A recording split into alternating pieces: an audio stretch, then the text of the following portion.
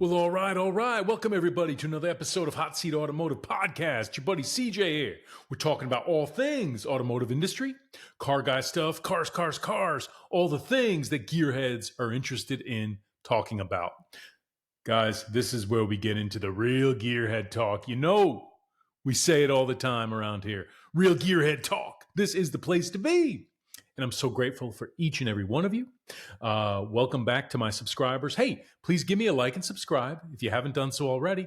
And also, guys, keep leaving me those comments. I will respond to all the comments I can, time allowing. And guys, we just have so much fun around here. Let's get into this. Tonight, I really wanted to talk about a couple of things coming out of automotive news recently. And one in particular, I just wanted to touch on. And let's go ahead and look at this together because on Hot Seat Automotive Podcast, we love checking out all things cars, automotive industry, looking at it together, and we have a good time doing it. And we're not shy about it. Let's get into it. What are we looking at here? Chevrolet Corvette ZR1 2025. What do we know so far? We know we're looking at a twin-turbo V8. This is probably going to be the same flat plane crank that's currently used in the Z06. Produces about, I believe, 670 horsepower. Rumors are this twin-turbo variant could produce 800 to 850 horsepower. Are you kidding me? Okay, we're talking about some aerodynamic and styling differences. Look at the size of that wing. Look at the front fascia. You'll see some subtle differences. Very similar, though, in general to the Z06. Why wouldn't it be? Okay, guys, now the bad news, perhaps. This thing's going to probably start somewhere around $150,000, which means these are going to be trading out of the gate when they're super in demand well above sticker. And even with a higher MSRP with options, you're going to be looking at 175, 190, 200,000 or more all day long. With dealer markups, with flippers, the inevitable, rich guys being willing to snap these up. Yeah, this is going to be a big money car.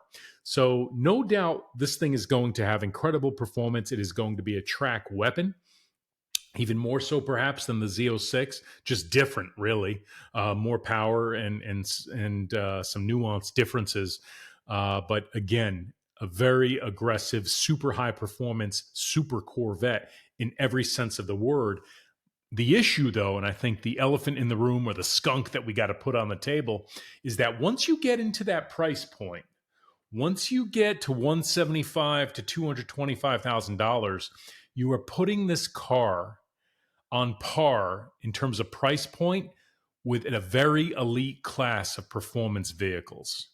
Okay. And again, it's going to be an incredible car and it's going to do wonderful things and it's going to punch above its weight. And everyone knows it, right? The Chevrolet Corvette has always been a performance bargain and a lot of performance for the enthusiast's dollar. But that's not what I'm talking about here. This is actually, it's not a Stingray. It's not a Grand Sport. It's not even a Z06. When we start talking about what's going to be ZR1 money, the question is how many true Corvette enthusiasts are going to be willing to step up to that level? Or is it going to be a case of automotive enthusiasts who are already trading in cars at that next tier who are going to say, hey, I'll give this Corvette ZR1 a shot? Puts it in a unique spot. Will there be any backlash in the market is the question, where this car perhaps won't do as well as a Z06 or as the Stingrays initially did. Going to be kind of interesting. We've also got the E-Ray out there. Okay, E-Rays are starting to hit the streets. So you're going to have Stingray options. You're going to have Z06 options, E-Ray options, and then hopefully late 2024, 2025, we'll start seeing these ZR1s. There's going to be a Corvette for various income brackets. Real talk. The new C8 Corvette is available for just about any income bracket. Kind of interesting. But the question is, how will the market react? We're still dealing with high interest rates. We're dealing with a general malaise in certain areas of the economy, particularly in North America, in the United States. Will some of that turn around? It's an election year. All of these things have an impact on the car market, and certainly for the high performance, fun car market. I mean, this is a toy, right? Like so many other specialty cars are. They're either collector's items for many, they're investments. I say that in quotations because very few cars actually are investments. Um, where's this all going to play out? I think it's going to be fascinating to watch. Will it follow the same trajectory as the C8 Stingrays when they first came out, and the Z06s still riding fairly high, although they've come down a couple of notches, haven't they? They've kind of flattened out. They've hit a certain point. They're trading based on my intelligence and my view of the market. C8 Z06 is probably trading every day 20K, 15K over, maybe some 25Ks over. But the days of the 100K, even 50K, 125K over MSRP, yeah, those days are done for the Z06. Unless you've got something super special, super rare, Z07 track package, significant car, you're probably looking at an average of 15 to 20, 25K over on the secondary market, or even a dealer who's marking up a brand new one. But guys, let me know what you think. This ZR1, will it follow that same trajectory? Is it going to be 100K, 150K, 2x MSRP out of the gate, and then kind of normalize in the next 12 months, 20 to 30K over MSRP? I think if I could read the tea leaves and make a prediction with a crystal ball that I don't have, I would tend to say that's where it's going to flesh out. I think this car is going to follow the same trajectory and the same normalization pattern as the Corvette Z06. Let me know what you guys think. Also interesting to note, history tends to repeat itself, folks. And I won't be popular with Chevy Corvette guys, but I'm going to say it anyway. Historically, every Corvette has eventually tanked, with the exception of very few special ones. If you look at the C7s when they first came out, and you look at the Grand Sports and the Z06s, the C7 Arena, those cars are doing okay, but they came back up after depreciating significantly. They came back up during COVID, then they fell like a rock. They've kind of normalized, with the exception of very few, such as the 2019 C7 ZR1, very special one-year car. Look at the C8s following a similar trajectory. Remember C8 Stingray Mania, 2020, 2021. Things started to normalize, 2022, 2023. Now, I just spoke to a dealer this past week who said, CJ, I'm having a hard time getting rid of my C8 Stingrays. His words, not mine. Real talk tonight, right? So what's going to happen with the Z06s? I do think they're going to continue to normalize. These are still, even though they're, I don't have production numbers in front of me, they are still being produced in significant numbers, and they will be. ZR1 will probably be more of an elite car, a more scarce car, a more rare car. ZR1s always have been. But again, look at history. The C6 ZR1s, yeah, they're doing better than others, but they've still normalized. C4 ZR1s, I don't even want to get into it. C4 ZR1s are collectible, but if you remember when they came out, the whole world was upside down because this was the Ferrari killer. And maybe at the time there were a lot of folks who thought that this car would go into the annals of automotive history and be, super collectible, worth 3x, 4x, 5x of original MSRP. And that hasn't happened. Not yet, anyway. So listen, what do I think? As I said, I think the C8 Corvette ZR1 is going to follow a similar trajectory out of the gate over MSRP, but then I claim it will normalize, perhaps not as flat as the Stingray or even the Z06 has normalized, but I do think there'll be an adjustment. There's just too many incredible high-performance cars in that 200K to 300K bracket. If you spend a little bit more, you get something a lot more exclusive than a Chevy. Go ahead. I said it. Go ahead. I hope I didn't offend anybody, but I got to say it. It's still a Chevy Corvette. Is this thing on? Still a Chevy Corvette. So if you want something that's kind of a showstopper and is extremely scarce and legitimately exotic, you probably don't want a Corvette. You're going to look at McLaren, Lamborghini, Ferrari, other car in that realm.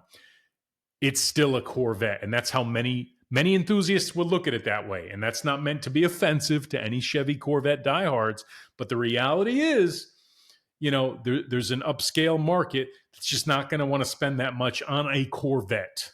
There are avid, diehard Corvette fans who will spend big money for this car, and they will buy them, and they will all sell out. I am absolutely convinced. Just like the Z06 is extremely in demand.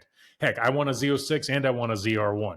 I've got a Stingray, all right, and I love my Stingray, my C8 Stingray, and I want one of these cars, and I want a Z06.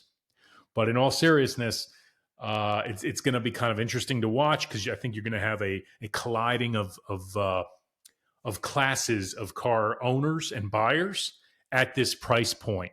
Going to be real interesting to see how this plays out. Guys, leave me comments. Let me know what you think. All in good fun. And who has more fun than us on Hot Seat Automotive Podcast? Are you kidding me? This is the place to be. Guys, here's something else we got to look at together tonight. Let's look at this together and keep going here. Guys, what are we looking at here? We're looking at 2025 Porsche Taycans. For those that don't know, this is the all-EV Porsche line, the Taycan. And did you know, through 2024, up to this point, I should say, the Taycan now comprises about 10% of overall Porsche sales, which is kind of interesting. The Taycan sales this past year were up, I believe, about 4%. Okay? So there was a time when that Taycan was trading, the regular Taycan sedan was trading right around the same arena as a Tesla Model S. But now it's kind of interesting because the Teslas, as we all know, have, prices have been slashed. Elon Musk and team have slashed the pricing on the Tesla Model S's and others to compensate for a softened demand from consumers for EVs, to compensate for a softening in the market in general, in a downturn in the economy, as well as the high interest rates. So in response to that, the cost of a brand new Tesla, who truly is the elephant in the room around EVs, okay? We got to say it. Whereas at one point, the Taycan and Model S, I think, were direct competitors on a lot of levels. The Model S now looks like a bargain, doesn't it, compared to the Taycan? Taycan is actually up. To get into one of these, I think you're looking at the new starting price in 2025 is over $101,000, $101,395 to get into a Taycan. So that's a lot of money. Now, it's a Porsche. It's a premium product. Quality, the way it rides, the way it looks, the interior, above and beyond Tesla. Your buddy CJ said it, and I don't want to offend you Tesla guys, but I don't care. I got to say it. I've been in Teslas, driven them. I've been in many, many Porsches. I've driven them. I've owned them. The Porsche is next level. It is a premium product. It is geared towards a different level buyer in all of these things. It's got a huge automotive enthusiast following, and it shows in all that engineering, that German engineering, that heritage that goes into every Porsche is alive and well, and it's certainly in the Taycan. So it is a different brand, a different buyer market. It's at a completely different tier and price point now as well. So whereas there was a time when the Taycan first came out where you'd say it's almost on par with a fully tricked out Tesla, depending on options. Yeah, now not even close. I think, look, if you're a Porsche guy, you're going to buy the Porsche anyway. And if you're an automotive enthusiast and you want to go EV, you're probably, and you have the bank to spend over $100,000 with options. We know how Porsche is. Everything's going to be an option, right? Even though that they've added some additional things around suspension and some other cool things in the Taycan at that $101,000 price point for 2025, you're still going to pay for options. And that's for a base model Taycan. You're looking at big money, into six figures, the lower six figures, but nonetheless, you're well over 110, 115, 120,000 to get one of these spec the way you'd probably want it, depending on color, depending on option packages. You're not getting out of the Porsche dealership for less than $120K if you were to spec one of these brand new. That's what your buddy CJ thinks. Whereas the Tesla, they've gotten super aggressive in pricing. So your Model S, it's not in the same tier. Maybe if you look, well, CJ, straight line acceleration, all this. Yeah, who cares? it's still not going to make you feel the way the Porsche makes you feel. That Tesla Model S, I don't care if it's a plaid, I don't care, dual motor, high performance. Drive that, then go drive the Porsche Taycan, and you will feel different. Driving the Porsche, it will make you feel different. The ownership experience will be different. The way the machine handles everything, the Porsche will do better. Let's not even talk about build quality or panel gap, paint, interior quality, not even in the same level. But we got to be real around price point. For someone who's looking for an EV, dare I say, luxury EV bargain, might that still be the Model S? The new market, the way Elon Musk has slashed prices, plus what's going on in the secondary market with the Teslas, they've been eviscerated from a value standpoint. But that could also mean some bargains. A couple other things about this Taycan in 2025. Again, it's up $8,500. That's a significant increase. Again, Porsche is a premium brand. It's a premium product. The turbos, hear this loud and clear. The Turbo S Taycan is going to have somewhere in the order of 938 horsepower. Are you kidding me? Leave it to Porsche, right? This thing's going to do 0 to 60 in somewhere in the order of 2.3 seconds. You're in rocket ship territory. 2025 Porsche Taycan Turbo S, you're basically in Learjet or rocket ship territory. You're in a luxury rocket ship with a battery. And that's about all I have to say about that. They also say that the Porsche Taycan, you're going to be able to charge it from 10% to 80% in about 18 minutes. So think about that, guys. And again, these are estimates, and this is based on lab testing and ideal conditions, I'm sure. But in general, that's starting to get into the realm of how much time, if we're on a road trip, do we spend at the gas station, at the truck stop? When we stop for fuel and we go powder our nose and we want to buy a coffee and get a soda and a hot dog, whatever it might be. Listen, you're going to spend, I know when I stop on my road trips, I look around a little, I stretch my legs, I do 15, 20, 30 minutes sometimes just because that's the kind of guy I am. Now with your Porsche Taycan here and you get it down to 10, 15, 20% and you stop to charge it, it's only about 18 minutes to get you up to 80%. So you figure, hey, a 30-minute stop is a 30-minute stop. Now, all kinds of other challenges with that, right? Are there enough charging stations? What if the charging stations aren't working, CJ? All of these variables. I know, I get it. It's not the same as having a gas vehicle. I completely understand that. But just things to consider. Now, they haven't released official updated ranges yet, but speculation based on some initial tests, word on the street is this thing could have somewhere in the order of 360-mile range. And again, ranges are funny. I have a whole other episode about that. What's real range versus what's in the lab? What about cold weather operations? So many variables, right? But what do we know about the Porsche Taycan for 2025? It's going to be a little more expensive. It's going to be faster. It's going to be more powerful. It's going to have more options, okay? It's going to also have better range. So all of these things, tell us that if you're in the market for a luxury EV in 2025, you kind of have to look at the Porsche Taycan. I think it's a hell of a brand, of course. It is an option. It's out there. My thing is, and I'm going to put this question to you guys. If you walk on the lot with $150,000, I'm asking you, subscribers and guests and everybody out there in Hot Seat Automotive Podcast land, my question for you, if you're sitting on the Porsche dealership lot in 2025 or even in late 2024 with $150,000 in your hand, are you going to buy a tricked out Porsche 911 with that horizontally opposed 6-cylinder out back? Or are you going to go for a pretty well goosed out Porsche Taycan? I want to hear from you. I know which way I'm leaning.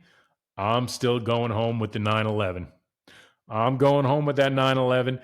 I don't care how fast, how quick, how much range this Taycan has. I'm not saying I would completely rule it out, but if I had to choose between the goosed out 911 or a comparably equipped and priced Porsche Taycan for $150,000, your buddy CJ is going home with the 911. What about you? I want to hear from you. Guys, I want to go on here tonight just real quick to spend a few minutes with you. I love each and every one of you. I'm so grateful for all of my subscribers. I'm so happy and excited for the new channel, the way it's been growing. Let's keep going. We're just getting started. We're just getting started. We're doing it together. We're having a lot of fun. Hot Seat Automotive Podcast. Your buddy CJ is going to sign out for now, and I'll see you on the next one. Peace.